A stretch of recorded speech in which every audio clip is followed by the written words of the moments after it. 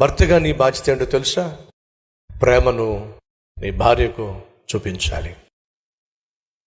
ఎప్పుడైనా మా సహోదరి అడుగుతున్నాను, నీ కూతురు కానీ కొడుకు కానీ నేను ప్రశ్నించాను, మమ్మీ ఎందుకు మమ్మీ నీకు డాడీ అంటే అంత ఇష్టం? అస్సలు డాడీ మాట జవదాడో. డాడీ అంటే నీకెందుకు అంత గౌరవం? అందరినీ అడలెత్తించేస్తావు కానీ డాడీ ఒక మాట అంటే మాత్రం జవదాడకుండా చేస్తావు, ఎందుకు మమ్మీ? ఎప్పుడైనా నీ కొడుకు కానీ కూతురు కానీ తల్లిగా నేను ప్రశ్నించాడా? అడుగుతున్నాను. నా పిల్లలు నన్ను ప్రశ్నించారు, ఎందుకు డాడీ మమ్మీని అంతగా ఇష్టపడతారు, ఎంతగా ప్రేమిస్తారు? నా జవాబు ఏంటి తెలుసా? ప్రభువు సెలవిచ్చాడు. ఏమేమి సెలవిచ్చాడు?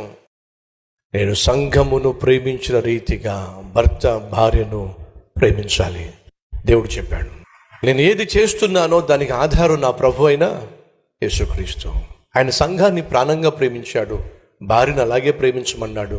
కాబట్టి నేను ఖచ్చితంగా మమ్మీని ప్రేమించాలి. ప్రధాన కారణం ఏమిటంటే నా ప్రభు నన్ను అంతగా ప్రేమించాడు, మనల్ని ప్రేమించాడు. అలాగే సంఘము ఏ రీతిగా క్రీస్తుకు లోబడి ఉంటుందో భార్య కూడా భర్తకు ఆ విధంగానే లోబడి ఉండాలి బైబిల్ సెలవిస్తుంది.